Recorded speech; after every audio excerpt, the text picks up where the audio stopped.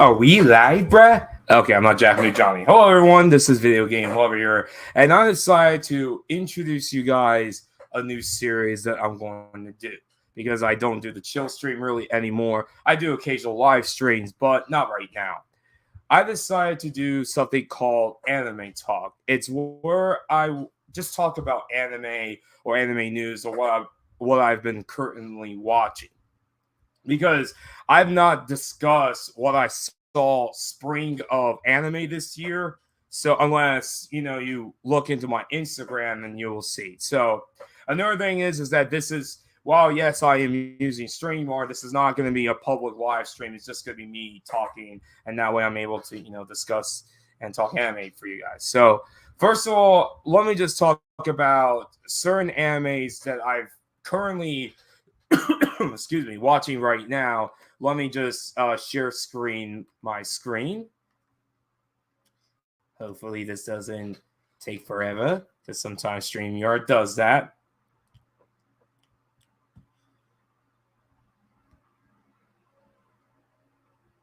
Okay, so we're in summer of 2022, and these are the animes I'm currently watching.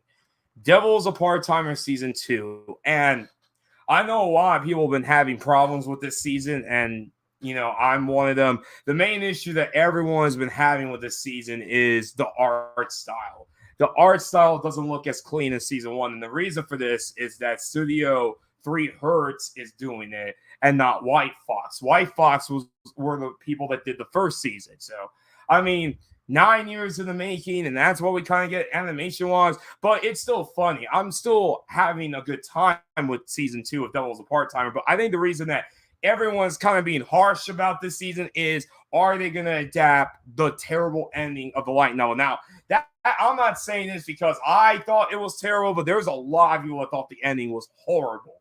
So, hoping that they might change it just to make some people happy, but that's what I've been watching right now. I'm about to say Assassination Classroom. Classroom Elite Season 2, I've been watching. I'm liking it. Not as much as Season 1, but still really good. Once again, the pacing is really good. Except for the first episode. I thought the first episode's pacing was really off, but everything else has been running buttery smooth. It's a great season. I heard this anime is pretty good, Call of the Night. But the thing is, with this one, it's a romance anime, and after seeing Kaguya-sama Love is War, which is amazing. I love that anime. So glad I finally got to see it. I'm kind of done with romance animes right now. So that's kind of, what happened. So, Main Abyss Season 2. I saw the first episode, and then I had to drop it. And the reason why I had to drop it was I had no idea I was supposed to watch the third Main Abyss movie. See, what happened was that they made 3 Main Abyss movies. The first 2 were recap movies. So I was like, oh, the third movie must be a recap movie. No, it turns out the third movie is part of Season 2. I was like, what the freak? I didn't know that movie was going to be, at least with the Mugen Train, the Demon Slayer Mugen Train movie, they told us that this is part of Season 2. They didn't tell us about this third movie. So that's why I haven't been watching it. I might watch episode 2 later in the week. I'm watching Power Rangers SPD right now, so might watch it later, but that's kind of why I haven't been watching Main Abyss. And also, I saw the first episode of Like Chris Recoil. It's a new anime that a lot of people are going crazy for. So basically, what this anime is about, What this anime is about is that in Japan, there's this group of girls who are like assassins, and basically what they do is kill bad guys to keep the peace. One, Takina gets fired, promoted because she almost got her teammate killed. So she's partnered up with another girl, but this other girl, while she's really good with guns and things like that, she doesn't. Chisato, that's her name. She doesn't kill. She's kind of like, I was gonna say Kenshin Amura, but Kenshin is a samurai, but these two have the same mindset. Vash the Stampede. She uses guns but doesn't kill them. So now she's kind of like, why are you doing this? So that's kind of where the anime goes. So that's what I'm basically watching right now. It's kind of a sparse season, I'm not going to lie. Who's this babe? This chick is, MILF material.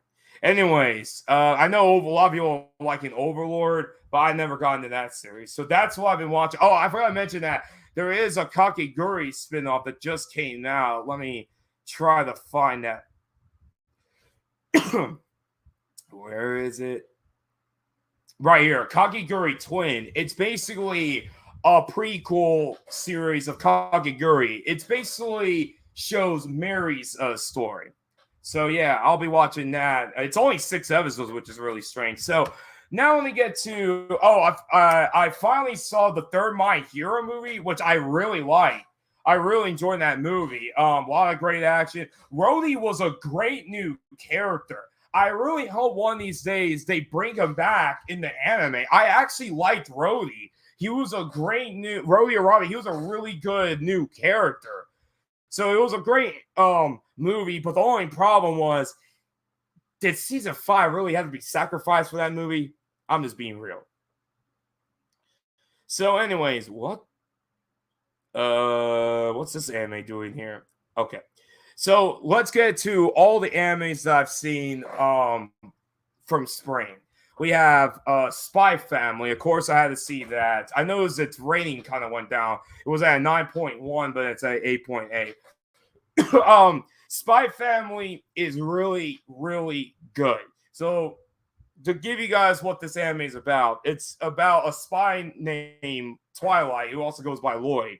So he's on a mission, and he has to spy. Hold on, guys.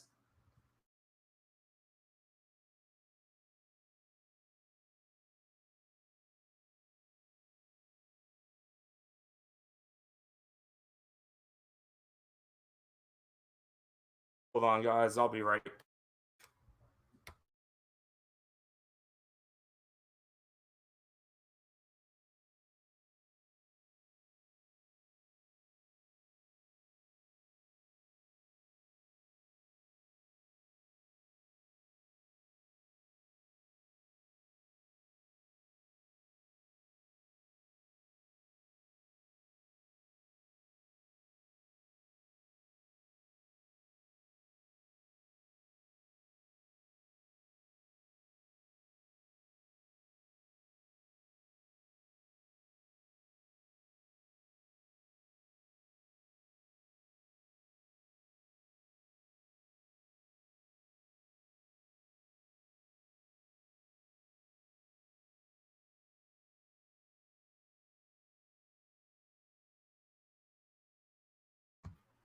Sorry about that. I had to did something. So basically, what Spy Family is about is Lloyd is on a mission to basically get data from Donovan Desmond.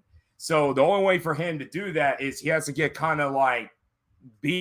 get invited into this school. So in order for him to do that, he has to be married to a woman, and also have a kid. So he ends up finding Anya, who she's a telepathy. Then he marries, I'm using that quotations, Yor, who's an assassin. So they're basically kind of like a dysfunctional family a little bit. They all three have secrets, and they're all like a loving family, but they all three have secrets. So that's basically the gist of it. It's very simple plot. No way you could get lost in this anime. The one thing I will say is that don't go into this anime thinking that it's an action blown, massive action anime, because it really isn't. It's actually a very lighthearted, well, I won't say lighthearted, but very wholesome, laid-back anime.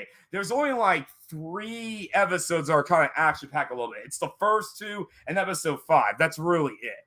Aside from that, it's a very laid-back anime, and I really enjoy it. It's very funny. It's a great anime. Loved Spy Family. It's coming back in October. We have the 3rd season of Kaguya-sama Love's War, which I finished in July, which I really enjoyed it. Seriously, this anime, I'm not big into rom-com animes. Suspense, that's funny. I'm not big into rom-com animes, but Kaguya-sama is amazing. It is one of the funniest animes I've seen. The characters are so great. It's just a great anime. I love Kaguya-sama Love's War. Love Kaguya-sama. we'll get to this in a minute. I heard this is a really good anime. Summertime Render. I need to get into that anime. Tomodachi Game. Now, here's something funny about this anime. I was not going to watch this anime at all. The only reason I saw it was Ash the Man told me to see it. And I saw it, and to my surprise, it was great.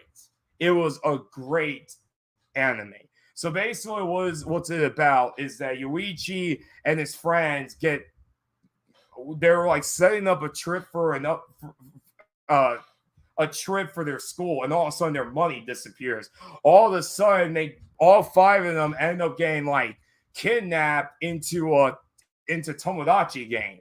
So some people like to say it's Squid Game, but it really isn't. Even though at the first, like when you first saw the first episode, it's kind of like that because they play games, and then if they lose the game, their depth increases. But it's really nothing like that. This anime is more about trust issues and things like that. There's a lot of twists and turns of this anime.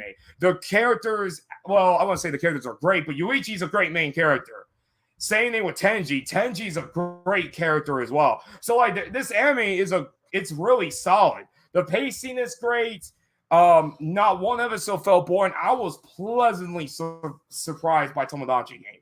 It's really good. So don't come in this anime thinking it's like Squid Game. It really is not, but it's really good. It's a great anime. Now hopefully it gets a second season. Love After World Domination. Like Tomodachi Game, this was another big surprise to me. So this anime is like a parody of Power Rangers. Well, in this case, Super Sentai.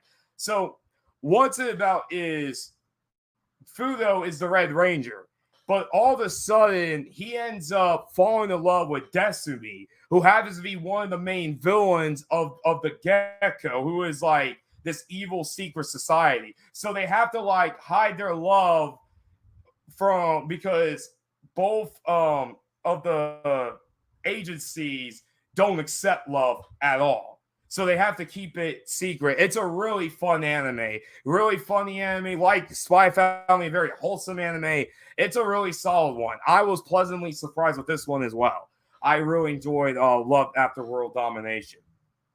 I was making sure. All right. So now that brings us to this. Rising of the Shield Hero Season 2. I was so excited for this season because I waited 3 years for this season. Well, now I'm going to stop sharing my screen because I'm going to go, talking about it. I was really excited for Rising of the Shield Hero Season 2. But I had this feeling. I'm like, you know what? Maybe I shouldn't be too hyped. Because if I'm too hyped, then maybe I might end up getting disappointed. I end up getting disappointed. I waited 3 years, and that's what I get. 13 mediocre episodes. Well, okay, a few good episodes, but the rest was mediocre. Rising of the Shield Hero Season 2 was a complete disaster. A massive disappointment. I mean, you want to talk about regression? That anime regressed a lot from season 1. The characters regressed, the animation regressed, the story regressed. Almost everything about that anime regressed. The only thing that was really good was the music. The music, season 1, was great. Aside from that, everything was just mid. And I don't like using that word because that word gets overused so much in the anime community, but it really felt mid.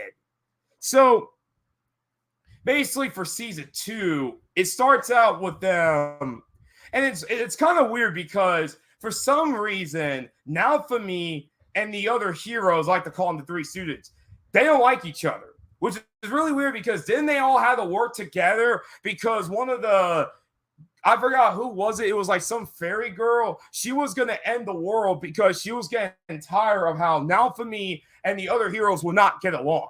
So it was okay, you're not going to get along. I hired you to protect this world. Okay, I'm just going to destroy this world. So they got together and they teamed up and they won, they won the battle at the end. For some reason, that is thrown out the window and they're back to hating each other again, which is really weird. They had no plot this season. They were just there to just be there. I know a lot of people were annoyed with Risha. Now, some people thought that she was a new character, but actually she's not. She appeared at the very end of season 1, but unfortunately she ended up getting a major screen time for season 2, and not really for the better because she's a coward. She's not funny. She can be really annoying. She has a really big, she's in love with the bow hero. And the reason for that is because the bow hero saved her life. So that's why, I mean, now for me, and I think the problem is with now for me was because he cleared his name. He got what he wanted. He cleared his name. He got his revenge. He didn't, rape mine. So now he's just a generic isekai character. And I think that's what kind of happened with Naofumi. He really took a step back this season. He was nowhere near as good as he was in season 1. Raptalia was fine. I thought she did good in this season. Kind of funny, and halfway in the season, she ended up being back to her into her little girl status because of this weird world they ended up going to. Philo was fine, but she wasn't really there. I mean, so basically they get a job. They have to kill the spirit tortoise and they get to this thing in 3 episodes. And then at the end of episode 3, they cut its head off. By the way, the spirit tortoise looked horrible. The CGI of that turtle was horrendous. That might be some of the worst CGI I've seen in a while. I don't know why didn't they just go 2D, but it didn't happen. So they cut its head, but they didn't kill it. So they had to go inside of it. That's where they meet the new villain of season 2, Kyo.